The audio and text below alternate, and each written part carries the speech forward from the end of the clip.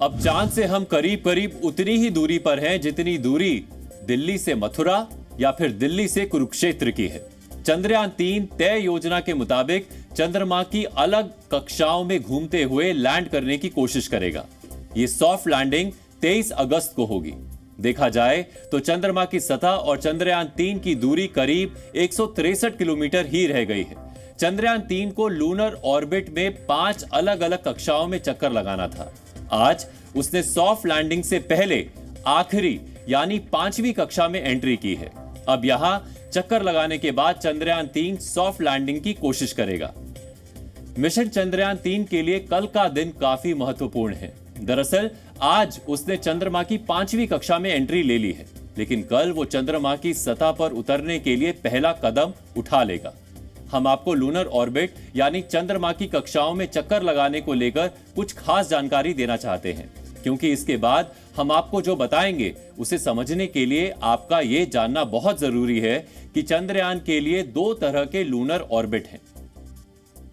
पहला है elliptical orbit यानी अंडाकार ऑर्बिट, दूसरा है सर्कुलर ऑर्बिट यानी गोलाकार ऑर्बिट। अभी तक हम आपको जिस लूनर ऑर्बिट के बारे में बताते रहे हैं, उससे हमारा मतलब था कि चंद्रयान 3 चंद्रमा के एलिप्टिकल ऑर्बिट में चक्कर लगा रहा था। 5 अगस्त को चंद्रयान 3 चंद्रमा के पहले एलिप्टिकल ऑर्बिट में पहुंचा था। इसे आप चंद्रमा की पहली कक्षा मान सकते हैं। यहां पर चंद्रयान की रफ्तार को कम किया गया था। यहां पर चंद्रयान 3 और चंद्रमा के बीच की निकटतम दूरी 164 किलोमीटर और अधिकतम दूरी 18,074 किलोमीटर थी। यानी चंद्रयान 3 के लिए यह सबसे बड़ा एलिप्टिकल ऑर्बिट था। 6 अगस्त को चंद्रयान 3 का एलिप्टिकल ऑर्बिट बदल दिया गया। अब चंद्रयान 3 चंद्रमा की 4थी कक्षा में पहुंच गया। यहां पर उसकी निकटतम दूरी 170 किलोमीटर थी और अधिकतम दूरी 4,313 किलोमीटर थी। 9 अगस्त को चंद्रयान 3 का एलिप्टिकल ऑर्बिट फिर से कम किया गया। इस बार चंद्रयान 3 को चंद्रमा की 3री कक्षा में पहुंचाया गया। यहां पर निकटतम दूरी 174 किलोमीटर हो गई और अधिकतम दूरी 1,437 किलोमीटर पहुंच गई। इसके बाद 14 अगस्त को चंद्रयान 3 चौथे ऑर्बिट में पहुंचा। यहां पर निकटतम दूरी 150 किलोमीटर और अधिकतम दूरी 177 किलोमीटर थी। इसके बाद आज यानी 16 अगस्त को चंद्रयान 3 अपनी 5वीं कक्षा में पहुंचा, जहां चंद्रमा की सतह से उसकी निकटतम दूरी 153 किलोमीटर और अधिकतम दूरी 163 किलोमीटर पहुंच गई है। चंद्रयान 3 की इस यात्रा को सारा विश्व इसलिए भी देख रहा है कि बहुत सारे फॉर द फर्स्ट टाइम हमारे निष्कर्ष निकलने वाले हैं। चंद्रयान 1 था जिसने चंद्रमा की धरती पर पानी अथवा जल की उपस्थिति क्या प्रमाण लाया था, जो कि अमेरिकन स्पेस मिशन अभी तक नहीं ला पाए थे। हालांकि नील आर्मस्ट्रांग वहाँ पे जाके लैंड भी हुए थे स्वयं व्यक्तिगत तौर पर। दूसरा चंद्रयान 3 जो कि साउथ पोल पर लैंड होने वाला है, जहाँ पर छोटे छोटे क्रेटर्स ऐसे लगता है कि पाए जाते हैं पानी के, तो हो सकता है कि वहाँ प्रयोग करना और अधिक संभव हो। तो पानी का अस्तित्व, ऑक्सीजन का अस्तित्व और साथ ही साथ उसके साथ हाइड्रोजन का अस्तित्व, ये कहीं ना कहीं मानव जीवन की संभावना के साथ जुड़ता है, प्रत्यक्ष अथवा अप्रत्यक्ष रूप से। उस स्तर पर भी इसका अनुसंधान करने के लिए हमें कुछ और नए इनपुट्स मिलेंगे।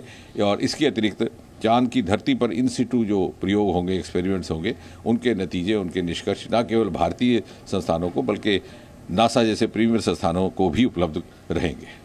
अब यहां से चंद्रयान 3 का लैंडर मॉड्यूल चंद्रमा की सतह पर जाने के लिए अपनी प्रक्रिया शुरू कर देगा, जिसमें सबसे पहले चंद्रयान 3 से जुड़े प्रोपल्शन मॉड्यूल को अलग करना होगा।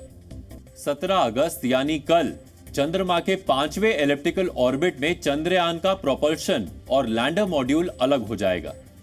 लैंडर मॉड्यूल को ही चंद्रमा पर उतरना है। चंद्रयान 3 के लैंडर से अलग होने के बाद प्रोपल्शन मॉड्यूल चंद्रमा के चक्कर लगाता रहेगा।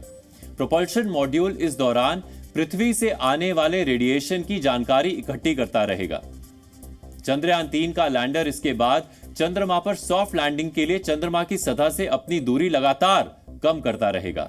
लेकिन यहां पर चंद्रयान 3 चंद्रमा के सर्कुलर ऑर्बिट में चक्कर लगाएगा। हमने आपको बताया था कि चंद्रयान 3 चंद्रमा के ऑर्बिट में 2 तरह से चक्कर लगाएगा। जब लैंडर और प्रोपल्शन मॉड्यूल अलग हो जाएंगे तो उसके बाद ये दोनों सर्कुलर ऑर्बिट यानी गोलाकार ऑर्बिट में चंद्रमा के चक्कर लगाने लगेंगे। सर्कुलर ऑर्बिट में चक्कर लगाते समय चंद्रमा की सतह से चंद्रयान की दूरी 100 किलोमीटर हो जाएगी।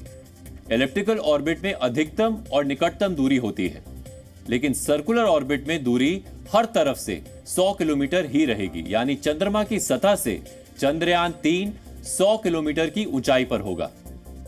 इसके बाद सर्कुलर ऑर्बिट में ही चंद्रयान 3 की रफ्तार लगातार कम की जाती रहेगी। जब एक बार चंद्रयान 3 और चंद्रमा के सतह की दूरी कम होगी, तब सॉफ्ट लैंडिंग का आखिरी चरण शुरू हो जाएगा, जिसमें 23 अगस्त को लैंडर मॉड्यूल चंद्रमा के दक्षिणी ध्रुव के पास लैंड करेगा। अब सवाल यह है कि चंद्रयान 3 का लैंडर मॉड्यूल जब सर्कुलर ऑर्बिट में जाएगा, तो उसके बाद वो चंद्रमा की सतह पर सॉफ्ट लैंडिंग कैसे करेगा? सर्कुलर ऑर्बिट में चंद्रयान के लैंडर मॉड्यूल की रफ्तार लगातार कम की जाती रहेगी। 18 और 20 अगस्त को डी ऑर्बिटिंग होगी। प्रोपल्शन मॉड्यूल चंद्रमा से 100 किलोमीटर की दूरी पर सर्कुलर ऑर्बिट में चक्कर लगाता रहेगा, लेकिन लैंडर मॉड्यूल का रास्ता अलग किया जाएगा। लैंडर मॉड्यूल के अलग होने के बाद वो एक बार फिर से एलिप्टिकल ऑर्बिट यानी चंद्रमा के अंडाकार ऑर्बिट में चक्कर लगाएगा। इस दौरान चंद्रयान 3 के लैंडर मॉड्यूल की चंद्रमा की सतह से अधिकतम दूरी 100 किलोमीटर और न्यूनतम दूरी 30 किलोमीटर होगी।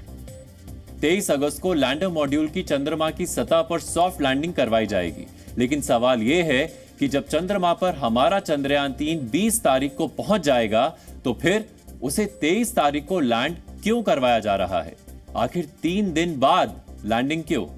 तो इसका एक जवाब यह है कि 20 तारीख को चंद्रमा पर अंधेरा होगा और चंद्रयान 3 को अंधेरे में लैंड कराने के लिए तैयार नहीं किया गया है। इसीलिए 23 तारीख को सूरज की रोशनी आने के बाद सॉफ्ट लैंडिंग करवाई जा सकेगी। चंद्रयान 3 में सोलर पैनल लगे हैं, इसीलिए सूर्योदय का इंतजार किया जाएगा। यही नहीं, इन 3 दिनों में लैंडर मॉड्यूल की रफ्तार भी कम होती जाएगी। इन्हीं चीजों के लिए 3 दिन का समय निश्चित किया गया है। अब हम आपको डीएनए में अपनी एक खास रिपोर्ट दिखाएंगे। इसमें हम आपको चंद्रयान 3 की लैंडिंग के कुछ ऐसे मॉडल दिखाएंगे जिससे आप ये पूरी प्रक्रिया आसानी से समझ पाएंगे।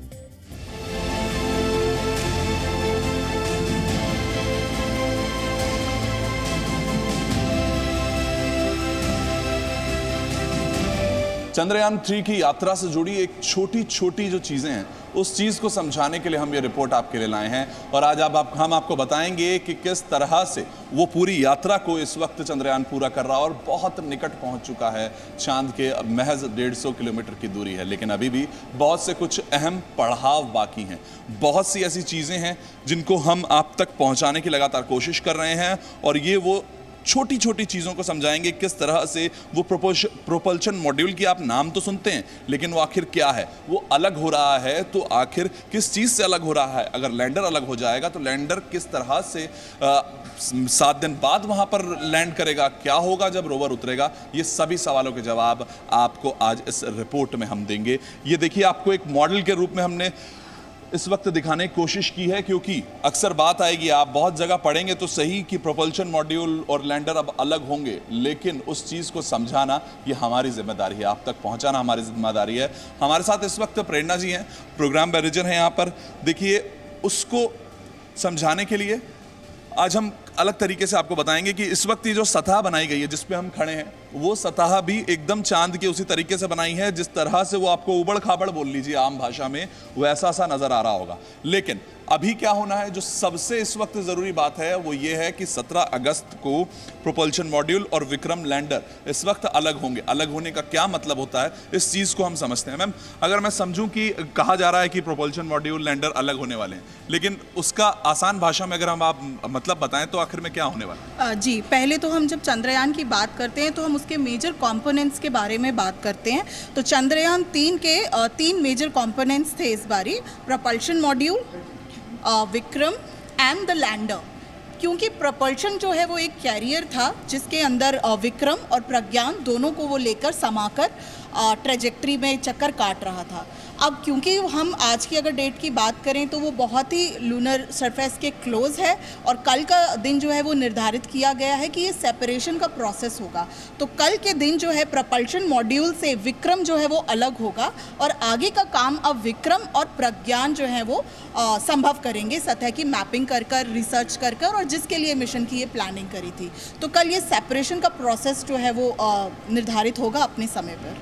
तो बिल्कुल, यानी कि अगर हम समझें इसको तो आप सोचिए कि अभी ये तीनों एक साथ उस ऑर्बिट में 150 किलोमीटर की जो दूरी है उस पर लगातार ट्रैवल कर रहे हैं, यानी कि आप सोचिए उस कक्षा में घूम रहे हैं। और ये कल क्या होने वाला है, उस सेपरेशन का मतलब समझिए कि ये यहाँ से इस वक्त दोनों अलग हो जाएंगे। मैम, अलग होने का क्या मतलब है, उसके लिए क्या प्रक्रिया रहेगी कि अब कल सुबह 6 बजे के आसपास ये सेपरेट होंगे? उसके लिए अगर आप तकनीकी रूप से समझाएंगे किस तरह सेपरेट होंगे और क्या होगा? सेपरेट इन द सेंस कि प्रपल्शन जो है वो हमारे विक्रम लैंडर को कैरी कर रहा है। बेसिकली जो काम करना है, सतह की मैपिंग करनी है, वो विक्रम ने करना है, because once Vikram do the soft landing तो विक्रम की लैंडिंग होने के साथ साथ प्रज्ञान द रोवर जो है इसमें से बाहर निकलकर सतह की मैपिंग करेगा। रोवर जो है वो एक तरह का रोबोट है जो कि सतह पे चलेगा, फिजिकली ये चलेगा। इसको बग्गी का रूप इसीलिए दिया गया है ताकि ये चले और एरिया की जो है मैपिंग करे, खबरें इसरो तक पहुंचाए और किस तरीके के खनिज, किस तरीके की गैस और किस तरीके की अदर लाइफ सस्टेनिंग थिंग्स वहाँ पॉसिबल है, उन सबके आंकड़ों की खबर जो है वो इसरो तक दे और रिसर्च आगे प्रोसेस कर सके।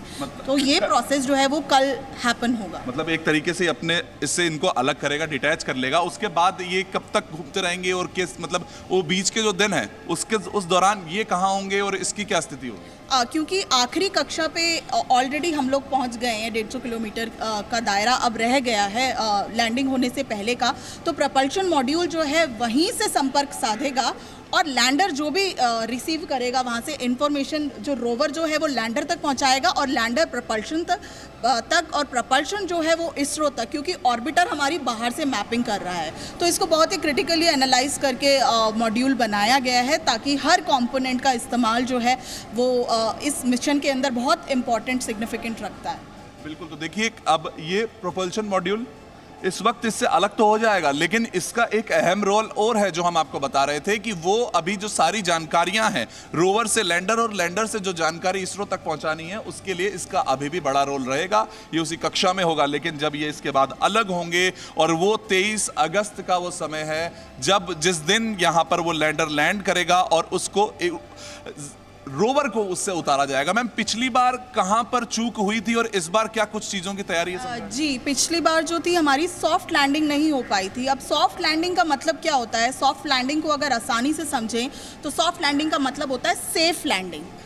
क्योंकि चंद्रमा की सतह जो आप रेप्लिका देख रहे हैं इसमें भी बहुत ही उबड़ खाबड़ है, कई तरीके के बड़े रॉक सॉलिड्स यहाँ पर बहुत सारे क्रेटर्स हैं। कई क्रेटर्स इतने बड़े हैं कि कई प्रशांत महासागर उसके अंदर समा सकते हैं। तो सतह बिल्कुल ही अनप्रिडिक्टेबल है। ऐसे में सॉफ्ट लैंडिंग होना एक बहुत ही अहम सवाल है। आज तक अगर हम दुनिया की बात करें तो केवल 4 ऐसे देश हैं जो कर पाए हैं, इंक्लूडिंग भारत, जो कि हम अपने पहले प्रयास में विफल रहे थे, पर इस बारी हम जो है पूर्णतः इसको सफल कर पाएंगे। तो अमेरिका, चाइना और जापान के बाद भारत जो है वो सॉफ्ट लैंडिंग कर कर ये कीर्तिमान स्थापित करेगा।